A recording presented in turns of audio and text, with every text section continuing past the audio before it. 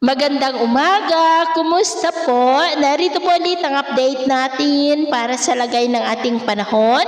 Ngayong umaga po ng December 25, 2025. Sa ngayon po ay wala tayong binabantayan na sama ng panahon sa loob at labas ng ating area of responsibility.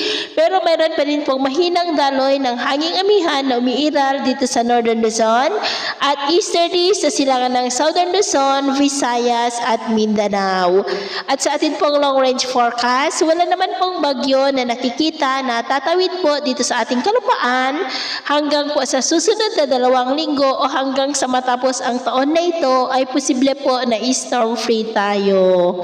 At sa lagay po ng ating panahon, ngayong madaling araw ay maayos ang panahon sa malaking bahagi ng bansa pero may tsansa pa rin ng mga isolated rains sa may Lobo, sa may Batangas, southern part ng Quezon, Catanduanes, Albay, Sorsogon, Masbate, Northern Samar, Leyte, Lobo, Cadiz, Capiz, Calapan, Palawan, Basilan, Zamboanga Peninsula, Lanao Provinces, Sultan Kudarat at Surigao del Norte. At mamaya ay sisikat ang araw sa malaking bahagi ng bansa pero may tsansa pa rin ng cloudy skies with isolated rains dyan po sa may Lobo, Calapan, Quezon, Bicol Region, Northern Samar, Panay Island, Bohol, Zamboanga Peninsula, Sulu Archipelago at Basilan. At mamayang hapon, mas maraming lugar ulit ang makakaranas ng mas maulap na kalangitan with isolated rains.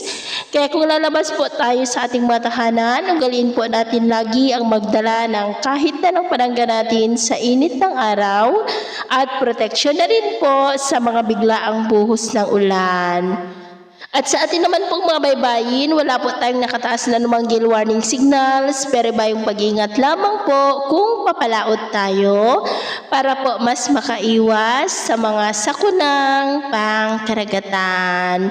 So, ito po ang latest update natin sa araw na ito. At ako po muli si James na nagsasabing sa kahit na pagsubok po na darating sa ating buhay, huwag na huwag po tayong mawawalan ng pag-asa. Thank you and God bless.